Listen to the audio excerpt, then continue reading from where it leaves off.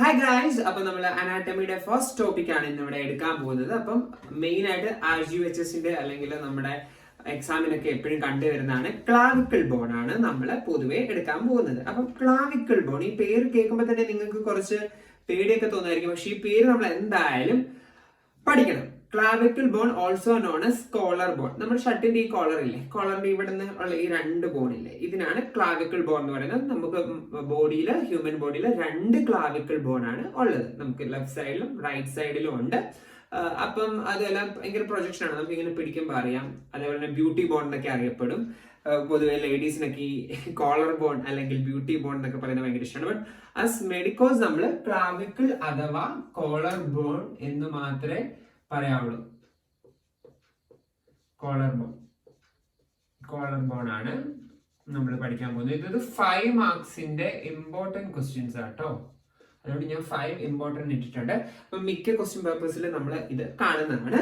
ഞാൻ വളരെ ഷോർട്ട് ആയിട്ടാണ് പറഞ്ഞു തരുന്നത്, നിങ്ങൾക്ക് മനസ്സിലാവാൻ വേണ്ടി മാത്രം. നിങ്ങൾ തന്നെ ഇതിൽ നിന്ന് ഓൺ നോട്ട്സ് പ്രിപ്പയർ ചെയ്യുക. ഇത് ജസ്റ്റ് ഒരു റെഫറൻസ് ആയിട്ട് മാത്രമേ ഈ ക്ലാസ്സുകൾ നിങ്ങൾ എടുക്കാവുള്ളൂ. അതേപോലെ തന്നെ ഞാൻ ബോർഡിൽ എഴുതുന്നത് എടുക്കാവുള്ളൂ. ഇതേപടി എഴുതരുത്, കാരണം ഞാൻ വളരെ ഷോർട്ട് ആയിട്ടാണ് എഴുതുന്നത്. 5 മാർക്സിന്റെ നിങ്ങൾ ഇങ്ങനെ എഴുതി കഴിഞ്ഞാൽ നിങ്ങൾക്ക് ഒരു 3-4 മാർക്സ് ഒക്കെ കിട്ടാൻ സാധ്യതയുണ്ട്. അതുമല്ല, നിങ്ങൾക്ക് ഈ ഒരു ഫോർമാറ്റിലായിരിക്കണം ആൻസേഴ്സ് എഴുതുക. അപ്പൊ ക്ലാവിക്കിൾ ബോൺ, കോളർ ബോൺ എന്ന് ചോദിക്കുമ്പോൾ തന്നെ നിങ്ങൾ ആദ്യം അതിന്റെ എക്സ്പ്ലനേഷൻ എഴുതുക. ഓക്കെ, ഇപ്പൊ എന്തൊരു സാധനം ചോദിക്കുമ്പോൾ ആദ്യം എക്സ്പ്ലനേഷൻ ആണ് എഴുതേണ്ടത്. എക്സ്പ്ലനേഷൻ അഥവാ ഇൻട്രൊഡക്ഷൻ എന്ന് പറഞ്ഞിട്ട് ഒരു ഹെഡിങ് യൂണിവേഴ്സിറ്റി എക്സാമിന് കൊടുക്കുക. ഓക്കെ, അപ്പൊ clavicle is A S-shaped bone എന്നൊക്കെ എഴുതാം. Clavicle is A S-shaped long bone എന്ന് എഴുതാം. ഒരു പോയിന്റ് ആയില്ലേ? ഇനി നിങ്ങൾക്ക് നെക്സ്റ്റ് ഒരു പോയിന്റിൽ നിങ്ങൾക്ക് എഴുതാൻ പറ്റും.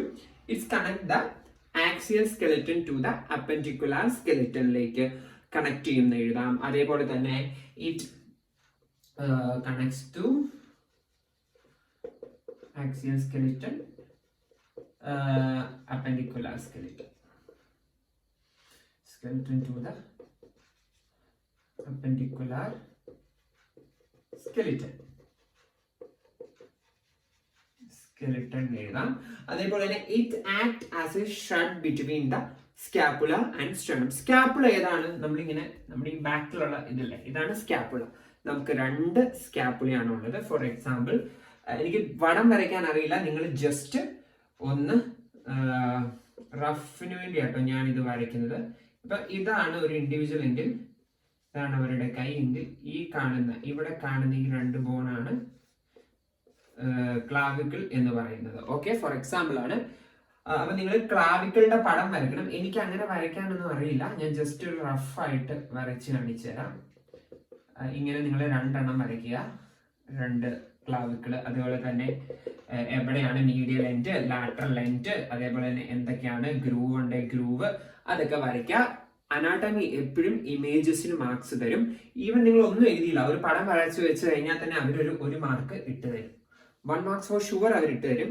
അപ്പൊ നമ്മൾ ഫസ്റ്റ് ഇൻട്രൊഡക്ഷൻ എഴുതുമ്പോൾ ഇൻട്രൊഡക്ഷന് 1 മാർക്ക് തീർച്ചയായിട്ടും നിങ്ങൾക്ക് കിട്ടും. അതേപോലെ തന്നെ lies horizontally across the front of the thorax, നമ്മുടെ തൊറാക്സ് ചെസ്റ്റിന്റെ ഈ ഭാഗത്താണുള്ളത്. അതേപോലെ തന്നെ extend from manubrium sternum to the acromion of scapula. അപ്പം സ്കാപ്പുലയുടെ അക്രോമിയനിൽ മാനുബ്രിയം സ്റ്റേണം. ഇപ്പൊ ഇവിടെയല്ലേ നമ്മുടെ സ്റ്റേണം എന്ന് പറയുന്ന സാധനം നടുക്ക്, നിങ്ങൾക്ക് ഇവിടെ തൊട്ട് നോക്കാൻ പറ്റും. ഓക്കെ, അപ്പൊ ഈ സ്റ്റേണത്തിന്റെ ഇവിടെ നിന്നാണ് ക്ലാവിക്കിള് ഇങ്ങോട്ട് പോകുന്നത്. മനസ്സിലായോ? ഇങ്ങോട്ട് പോകുന്നത്. അപ്പം അത് നിങ്ങൾ എഴുതുക. ഇനി നമ്മള് ഇത്ര എഴുതിയാൽ നിങ്ങൾക്ക് 1 മാർക്സ് ഫോർ ഷുവർ ആണ്. വായിക്കാം. ഇതിപ്പോ ബ്ലാക്ക് ഇതായതുകൊണ്ട് ചെറിയ പാട് ഇത് കിടപ്പുണ്ട്. ബ്ലാക്ക് മാർക്കർ അല്ലേ. സോ നമ്മൾ ഇത് റബ് ചെയ്തു. ഓക്കെ, ഇനി നമ്മൾ അടുത്ത ഇതിലേക്ക് പോവുകയാണ്.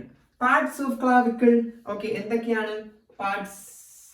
അടുത്ത ഹെഡിങ് നിങ്ങൾ പാർട്സ് എടുക്കാം 5 മാർക്സിന് ചോദിച്ചു കഴിയുമ്പോൾ. അപ്പൊ പാർട്സിൽ നമുക്ക് ആദ്യം മീഡിയൽ എന്ന് എഴുതുക. മീഡിയൽ സ്റ്റേണം എൻഡ്.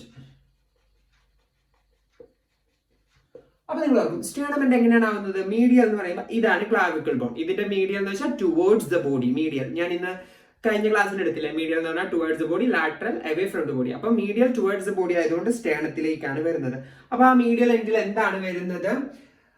അപ്പൊ നിങ്ങൾ ഭയങ്കര കാര്യമായിട്ട് enlarged quadrangular and articulate with sternum at the sternoclavicular joint. അത്ര ഒന്നും എഴുതേണ്ട ആവശ്യമില്ല. മീഡിയൽ ആൻഡ് സ്റ്റേണം എന്തെന്ന് എഴുതിയിട്ടില്ല. ഇനി നിങ്ങൾക്ക് എഴുതാം വളരെ ഷോർട്ടായിട്ട് സ്റ്റേണോ ക്ലാവിക്കുലർ എൻഡ്. ഇത്രയും എഴുതിയാൽ മതി. ഒന്നാമത് യൂണിവേഴ്സിറ്റി എക്സാമിന് അവർക്ക് ഇത് ഫുള്ള് വായിച്ചു നോക്കാൻ നമ്മുടെ കഥ വായിക്കാൻ സമയമില്ല. അതുകൊണ്ട് ഈ പോയിന്റ് മാത്രം എഴുതിയാൽ നിങ്ങൾക്ക് സ്കോർ കിട്ടും. ബട്ട് ഫോർ ഇന്റേണൽസ് നിങ്ങളുടെ ടീച്ചേഴ്സ് ആണ് നോക്കുന്നത്, എനിക്കറിയില്ല അവർ മാർക്സ് തരുമെന്ന്. ബട്ട് യൂണിവേഴ്സിറ്റി എക്സാമിന്റെ ബേസിസിലാണ് ഞാൻ നിങ്ങൾക്ക് പറഞ്ഞു തരുന്നത്. സോ സ്റ്റെനോ ക്ലാവിക്കുലർ എൻഡ് എന്ന് എഴുതുക. Then coming to lateral acromial end.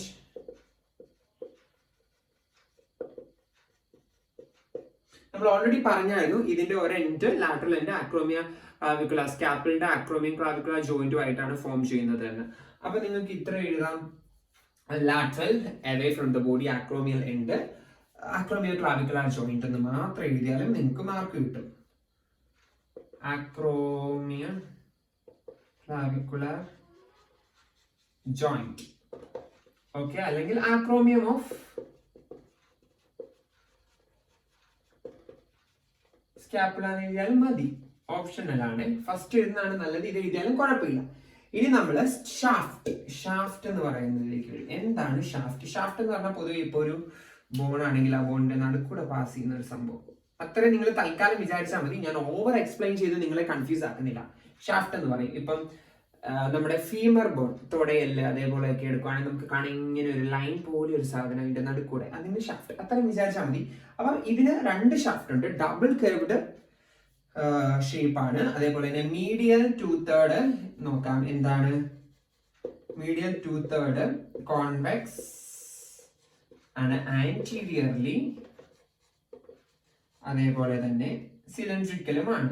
Convex anteriorly and cylindrical. നിങ്ങൾ കാണാപ്പാടം പഠിക്കും. Convex anteriorly cylindrical, okay, and cylindrical. Shaft medial 2/3. അപ്പം ഇനി 1/3 ഒരു സാധനം കൂടെ ബാക്കിയില്ലേ?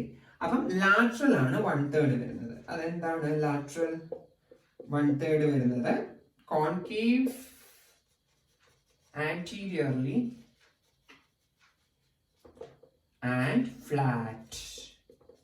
ഇത്ര നിങ്ങൾ നോക്കിയാൽ മതി. Shaft medial 2/3, convex anteriorly and cylindrical.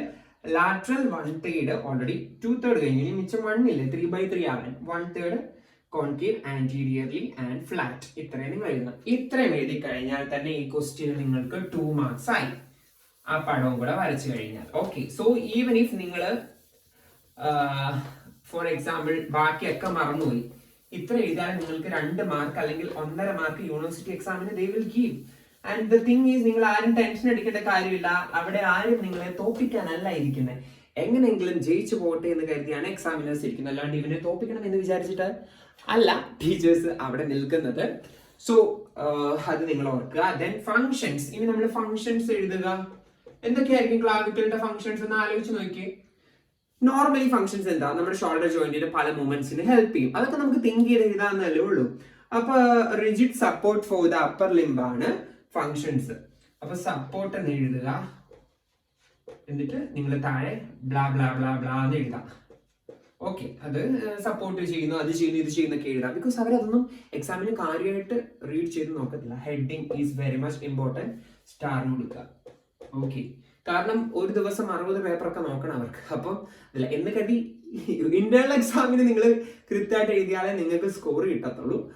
അല്ലാണ്ട് ഈ സാധനം നിങ്ങൾ ഇന്റേണൽ എക്സാം എഴുതി കഴിഞ്ഞാൽ മാർക്ക് കിട്ടത്തില്ല. But internal exam is very much important. Because ആ മാർക്സ് ആണ് നിങ്ങളുടെ യൂണിവേഴ്സിറ്റി CE കണ്ടിന്യൂസ് ഇവാലുവേഷൻ 20 അവർ ഇടുന്നത്. ഇതിന്റെ ബേസിസിലായിരിക്കും. ബെസ്റ്റ് ഔട്ട് ഓഫ് 3 ആയിരിക്കും. Best out of 3. സോ അത് നിങ്ങൾ എഴുതുക. സപ്പോർട്ട്. ദെൻ മസിൽ അറ്റാച്ച്മെന്റ്സ് എന്ന് എഴുതുക. മസിൽ അറ്റാച്ച്മെന്റ് താഴെ എന്ത് എഴുതുക? ഇറ്റ്സ് കണക്റ്റഡ് ടു അല്ലെ അറ്റാച്ച്ഡ് ടു മെനി മസിൽസ് എന്നൊക്കെ നിങ്ങൾക്ക് എഴുതാം. പ്രൊട്ടക്ഷൻ എഴുതുക. നെക്സ്റ്റ് എന്താണ് പ്രൊട്ടക്ഷൻ? ബ്രേക്കൽ പ്ലെക്സസ്, അതേപോലെ ഇവിടെയുള്ള നെർവ്സ്, ആർട്ടറീസ്, അങ്ങനത്തെ അല്ലെങ്കിൽ വെസൽസിനൊക്കെ അത് സപ്പോർട്ട് ചെയ്യും. ഫർദർ ഇഞ്ചുറിയിൽ നിന്ന് നിങ്ങൾക്ക് എഴുതാം. Transmission of forces. അപ്പം അപ്പർ ലിംബിൽ നിന്ന് ആക്സിയൽ സ്കെലറ്റിലേക്ക് ഫോഴ്സസ് അത് പ്രൊവൈഡ് ചെയ്യുന്നത് ഇതാ ട്രാൻസ്മിഷൻ ഓഫ് ഫോഴ്സസ്. ഓക്കെ, ഇനിയാണ് നമ്മുടെ നെക്സ്റ്റ് തിങ്. അത്ര നിങ്ങൾക്ക് മനസ്സിലായില്ലേ?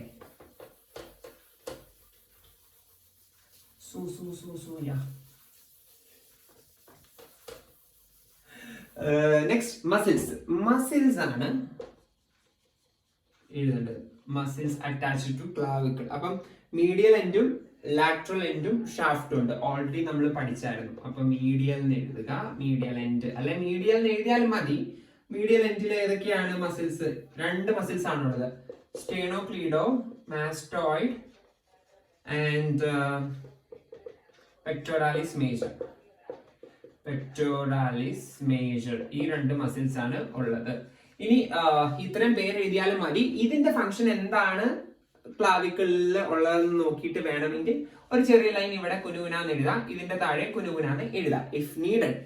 അപ്പൊ 3 പേജ് ഉണ്ട്. 5 മാർക്സ് ക്വസ്റ്റ്യന് 3 പേജ് ഉണ്ട്. അപ്പൊ ആ 3 പേജസ് നിങ്ങൾ ഫില്ല് ചെയ്യണം. പടം മസ്റ്റ് ആണ്. Figure, don't forget about figure. Okay, then lateral എൻഡിലേക്ക് വരികയാണ് നമ്മൾ. Lateral end.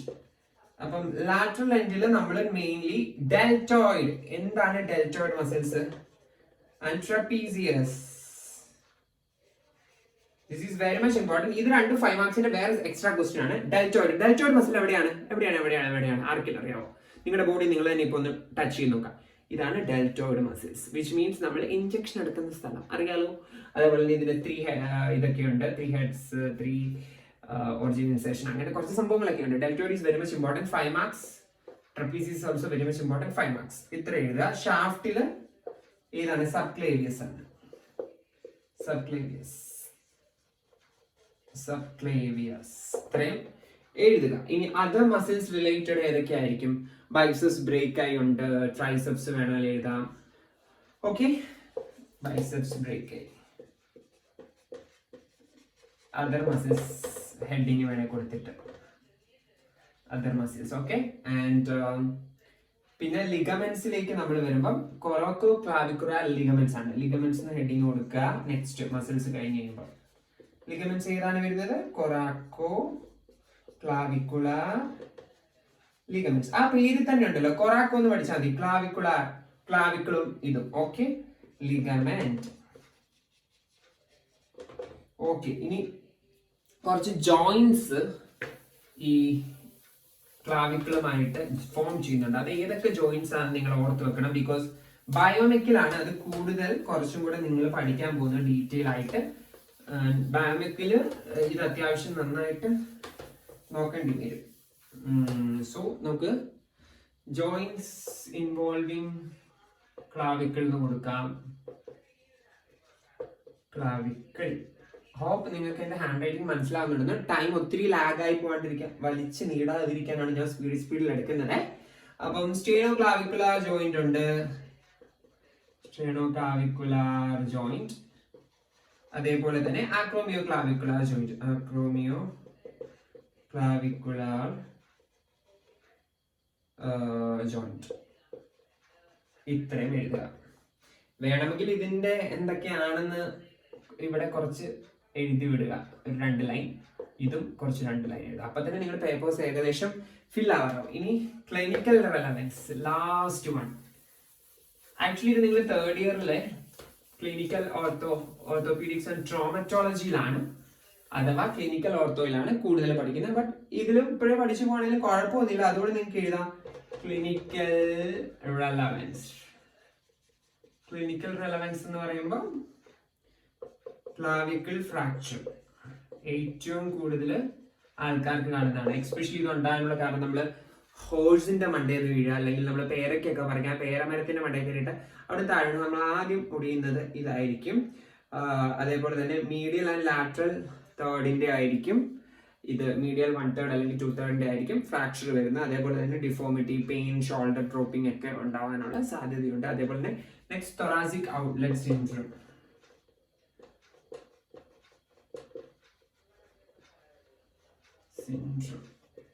അത് അവിടുത്തെ അണ്ടർലൈൻ സ്ട്രക്ചേഴ്സിനുണ്ടാവുന്ന കംപ്രഷനോ അല്ലെ വീക്ക്നെസ്സും കൊണ്ട് ഉണ്ടാവുന്നതാണ് thoracic outlet syndrome. അപ്പൊ ഇത്ര നിങ്ങൾക്ക് എഴുതി അവർ 5ൽ 5 തരും ക്ലാവിക്കിൾ. ബിക്കോസ് അവർക്കൊന്നും നിങ്ങൾ എല്ലാ ടോപ്പിക്സും എഴുതിയിട്ടുണ്ട്, ഒന്നും എഴുതില്ല. ഇനിയിപ്പോ നിങ്ങൾക്ക് ഇത്രയും കാര്യമായിട്ട് എഴുതിയാൽ നിങ്ങൾക്ക് ഒരു 4 മാർക്സ് അവർ എന്തായാലും തരും. 5ലെ മാർക്സ് ക്വസ്റ്റ്യൻസിന് അവർ ഫുൾ മാർക്സ് തരും. ബട്ട് 10 മാർക്കിന് നിങ്ങൾ എന്തേലും ബെസ്റ്റ് ആയിട്ട് എഴുതിയാൽ അവർ 9 മാക്സിമം തരത്തുള്ളൂ. സോ ഇത് ഇത്രയും നിങ്ങൾ ക്ലാവിക്കിൾ മസ്റ്റ് ആയിട്ട് എഴുതുക, because clavicle is very much important. അപ്പം ഇത് ആണ് ഇന്നത്തെ ക്ലാസ് ക്ലാവിക്കിൾ. അപ്പൊ നിങ്ങൾക്ക് എന്തെങ്കിലും ഡൗട്ട് ഉണ്ടെങ്കിൽ താഴെ കമന്റ് ചെയ്യുക. നെക്സ്റ്റ് ഏത് ടോപ്പിക് എടുക്കണം എന്ന് നിങ്ങൾ താഴെ കമന്റ് ചെയ്യുക. ബിക്കോസ് നിങ്ങൾ കമന്റ് ചെയ്താൽ എനിക്ക് അറിയാവുള്ളൂ നിങ്ങൾക്ക് ക്ലാസ് മനസ്സിലാവുന്നുണ്ടോ ഇല്ലയോ എന്നൊക്കെ. അപ്പൊ ഈ വീഡിയോ ചെയ്യുന്ന എല്ലാവരും കമന്റ് ചെയ്യാൻ മറക്കരുത്. പിന്നെ കൂട്ടുകാർക്കൊക്കെ ഒന്ന് ഷെയർ ചെയ്ത് കൊടുക്കുക, അവർക്ക് ഉപകാരപ്പെടട്ടെ. അപ്പം ഇതേപോലെ തന്നെ എഴുതണമെന്നില്ല. നിങ്ങൾക്ക് ഈ ഒരു ഐഡിയ കിട്ടിയില്ല, ഇനി നിങ്ങൾ സ്വന്തമായിട്ട് ഓൺ നോട്ട് പ്രിപ്പയർ ചെയ്തിട്ട് പഠിച്ചാലും പ്രശ്നമില്ല. ബട്ട് ഇങ്ങനെ എഴുതിയാലും കുഴപ്പമില്ല, you will get marks four university exams. ഞാൻ യൂണിവേഴ്സിറ്റി എക്സാമിന്റെ ബേസിസിൽ മാത്രമാണ് വീഡിയോ ചെയ്യുന്നത്. സോ അപ്പം അത്രേ ഉള്ളൂ. നിങ്ങൾക്ക് എല്ലാവർക്കും മനസ്സിലായെന്ന് വിചാരിക്കുന്നു. അപ്പൊ അടുത്ത വീഡിയോ എല്ലാവർക്കും ബൈ.